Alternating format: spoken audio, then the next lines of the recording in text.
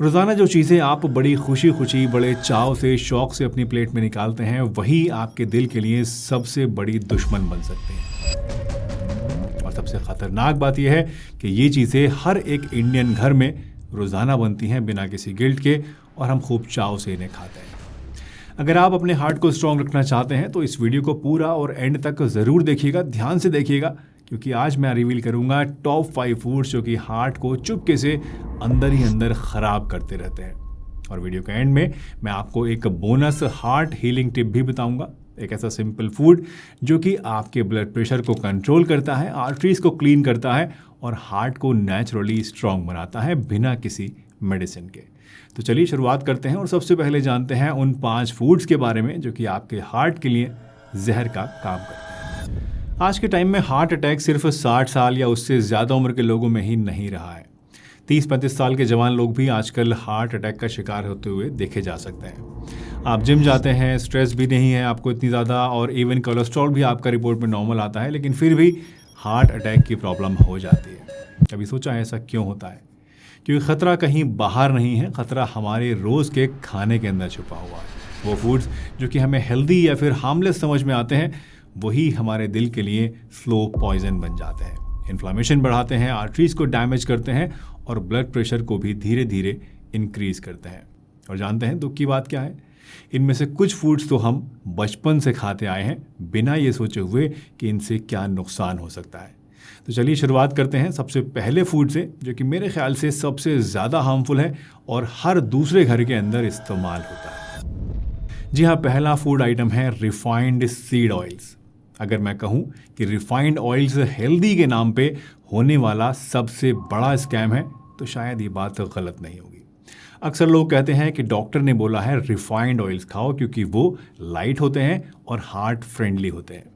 लेकिन सच ये है दोस्तों कि रिफाइंड ऑयल्स हार्ट के लिए सबसे बड़े नुकसानदायक चीज़ है, सबसे बुरे फूड्स में से एक है। ये ऑयल्स इंडस्ट्रियल लेवल प्रोसेसिंग से बनाए जाते हैं, जिसमें कि एक्सट्रीम हीट, केमिकल सॉल्वेंट्स और मल्टीपल रिफाइनिंग स्टेजेस होती हैं। और इस प्रोसेसिंग के बाद इन ऑयल्स में न्यूट्रिशन के नाम पे कुछ भी नहीं बचता है सिवाय एक चीज़ के, और वो है एक्सेस ओमेगा 6 फैटी एसिड्स। दोस्तों, ओमेगा 6 हमारी बॉडी के लिए ज़रूरी तो है, लेकिन इनके और ओमेगा 3 के बीच में एक अनुपात, एक बैलेंस होना ज़रूरी होता है। अगर ये ओमेगा 6 हमारी बॉडी में ज़्यादा मात्रा में बढ़ जाते हैं तो ये इन्फ्लामेशन ट्रिगर करते हैं, जिससे क्या होता है, इसका सीधा असर हमारे हार्ट के ब्लड वेसल्स के ऊपर पड़ता है। इसके नतीजे में ब्लड वेसल्स डैमेज हो जाते हैं अंदर ही अंदर, इनमें प्लैक बिल्डअप होने लगता है और साथ ही साथ हार्ट अटैक का सीधा सीधा रिस्क बढ़ जाता है। मुझे याद है एक 45 साल के पेशेंट का केस, जो कि नॉन स्मोकर थे और नॉन डायबिटिक भी थे और रोज़ाना मॉर्निंग वॉक भी करते थे, अपने आप को फिट रखने की पूरी कोशिश करते थे। लेकिन जब उन्होंने एंजियोग्राफी कराई तो पता लगा कि आर्टरी 60% तक ब्लॉक हुई भी हैं। जानते हैं उनकी गलती क्या थी? वो हर चीज़ में रिफाइंड सनफ्लावर ऑयल यूज़ करते थे और सोचते थे कि ये सबसे ज़्यादा हेल्दी ऑयल है हार्ट के लिए। तो आखिर हम क्या करें? इसका सॉल्यूशन क्या है? सॉल्यूशन बड़ा ही सिंपल सा है। Just switch to cold pressed mustard oil, cold pressed groundnut oil. South India के हैं तो वर्जिन कोकोनट ऑयल, या फिर अगर आप नॉर्थ इंडियन हैं या फिर देसी घी खाना पसंद करते हैं तो बिलेना मेथड से बना हुआ जो देसी घी होता है घर का, वो आप इस्तेमाल कर सकते हैं। बट हाँ, ये चीज़ें भी ज़्यादा आपको नहीं खानी है, बस थोड़ी बहुत क्वांटिटी में ही अपने खाने में आपको डाल के इनको खाना है। ज़्यादा खाएंगे तो जाहिर सी बात है ये भी आपको नुकसान दे सकती हैं। वैसे रिफाइंड ऑयल तो सिर्फ एक शुरुआत है। अगला फूड जो अब मैं आपको बताने वाला हूँ, ये इंडिया का फेवरेट है, लेकिन आपके हार्ट से ये बिल्कुल भी दूर रहना चाहिए, क्योंकि आपका हार्ट का बहुत बड़ा दुश्मन है ये। और ये है बेकरी आइटम्स जैसे कि बिस्किट्स, केक्स, मैदा स्नैक्स वगैरह वगैरह। जी हाँ, दूसरा फूड ग्रुप है बेकरी आइटम्स और ख़ास तौर से मैदे से बने हुए स्नैक्स। एक गर्म चाय की चुस्की और उसके साथ 1 या 2 बिस्किट या रस्क नहीं खाए तो फिर क्या किया? ये हर इंडियन घर का फेवरेट कॉम्बिनेशन है, लेकिन ये एक मामूली सी दिखने वाली चीज़ आपके हार्ट की आर्टरीज के लिए बहुत ही ज़्यादा बुरी चीज़ है, एक तरह के टाइम बॉम्ब की तरह काम करती है। अगर आप हर सुबह या फिर शाम बिस्किट, केक्स, वाइट ब्रेड या मैदे से बनी हुई दूसरी चीज़ें खाते हैं तो ये हैबिट आपकी ब्लड शुगर को, आपके कोलेस्ट्रॉल को और आपकी बॉडी के अंदरूनी इन्फ्लेमेशन को एक साथ बढ़ा सकती है।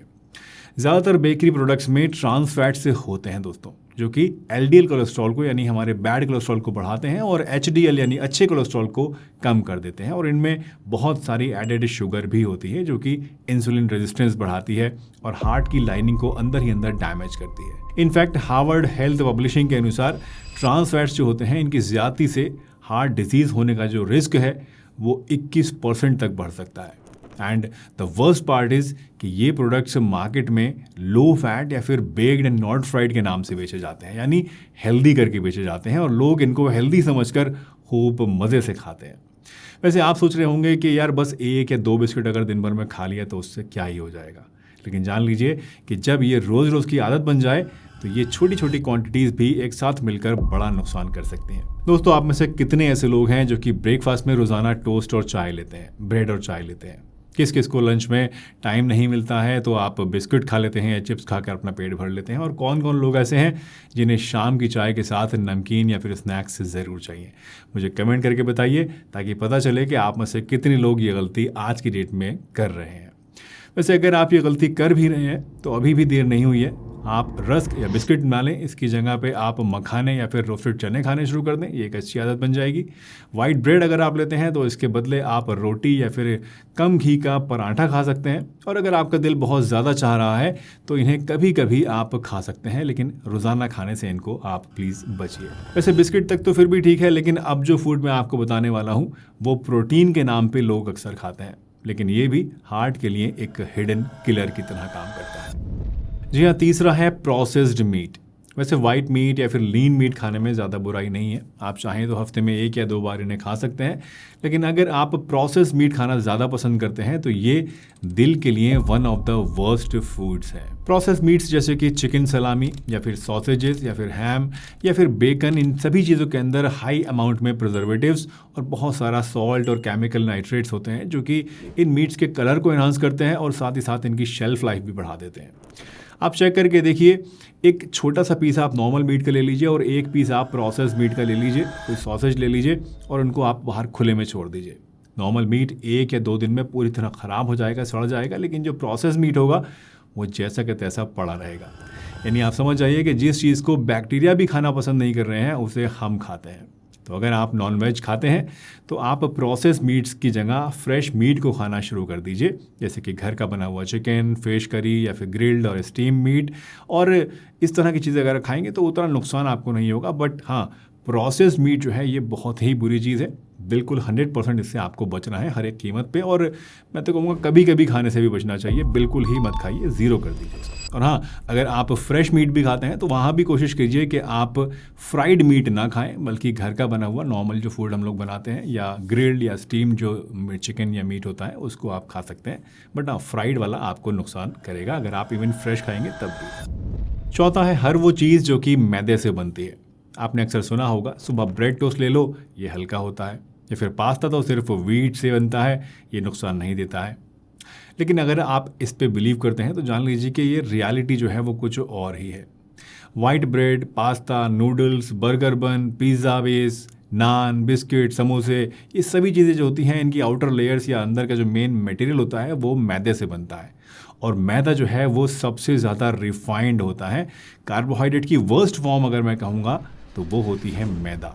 ये सिर्फ मोटापे को और ब्लड शुगर को ही नहीं बढ़ाता है, बल्कि आपके ट्राइग्लिसराइड्स को भी बढ़ा सकता है, जो कि हार्ट अटैक के लिए एक मेजर मार्कर है। तो कोशिश कीजिए कि आप वाइट ब्रेड की जगह पे मिलेट रोटी ले लें या फिर होल व्हीट से बनी हुई रोटियां खाएं। मैदा स्नैक्स के बदले आप बेसन का चीला खाएं, रागी का डोसा खा लें या फिर होममेड व्हीट क्रैकर्स बनाकर खाएं। और अपनी डाइट में फाइबर रिच इंग्रेडिएंट्स जैसे कि फ्लैक्स सीड्स, ओट्स और मेथी दाना आप ज़रूर लें। अगर आप मैदे से बचेंगे तो ये भी आपके हार्ट के लिए एक बहुत अच्छा सिग्नल रहेगा, आपकी हार्ट हेल्थ को इम्प्रूव करेगा और अननेसेसरी आपके हार्ट के अंदर ब्लॉकेज वगैरह होने का जो रिस्क है वो भी कम हो जाएगा। 5वां और लास्ट फूड आइटम है सोडा और शुगरी बेवरेजेस। जी हाँ, ठंडा रिफ्रेश नहीं बल्कि दिल पर स्ट्रेस देता है। गर्मी हो या फिर शादी हो, चाहे पार्टी हो या किसी रेस्टोरेंट में आप गए हों लंच के लिए, एक कोल्ड ड्रिंक के बिना तो मज़ा आता ही नहीं है। एक ग्लास कोला, एक पैकेज्ड मैंगो जूस या फिर एक फ्लेवर्ड आइस टी, आपको लगता है कि इससे बस थोड़ी सी शुगर ही तो मिलेगी, बट वेट, ये असल में आपके लिवर, इंसुलिन सिस्टम और इवन हार्ट, इन सभी चीज़ों पर एक साथ बुरा असर डालता है। एक 330 ml की कोला कैन के अंदर एवरेज 30 से 35 ग्राम शुगर होती है, यानी करीब करीब 7 से 8 teaspoon of added refined sugar. और जब आप इस शुगर को लिक्विड फॉर्म में लेते हैं तो ये सबसे ज़्यादा तेज़ी से ब्लड में एब्जॉर्ब होती है। इससे लिवर फैट बढ़ता है, बॉडी में इंसुलिन स्पाइक होती है और मेटाबॉलिक डिसफंक्शन, बेली फैट और हार्ट के ऊपर स्ट्रेन बढ़ता है। लेकिन ये सब सिर्फ कोल्ड ड्रिंक्स तक ही सीमित नहीं है, ये भी ध्यान रखिएगा। Packaged juices, flavoured milks, sports और एनर्जी ड्रिंक्स और इवन पैकेज्ड आइस्ड टी में भी ये सब कुछ होता है। याद रखिए, sugar in liquid form is more harmful than in solid form, because liquid form में there is no breaking system in the body to slow it down. ये डायरेक्टली आपके खून के अंदर मिल जाती है और ज़्यादा नुकसान देती है।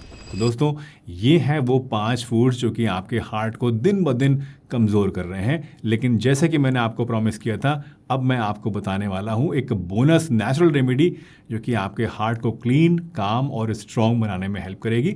तो इन 5 चीज़ों को तो आप अवॉइड करिए ही करिए, साथ में इस नेक्स्ट चीज़ को आप लेना स्टार्ट कर दीजिए एंड आई एम श्योर ये आपके हार्ट के लिए बहुत ज़्यादा फ़ायदेमंद रहेगी। तो ये रेमेडी है, रोज़ सुबह खाली पेट 1 ग्लास लौकी का जूस और 1 चम्मच इसबगोल लेना।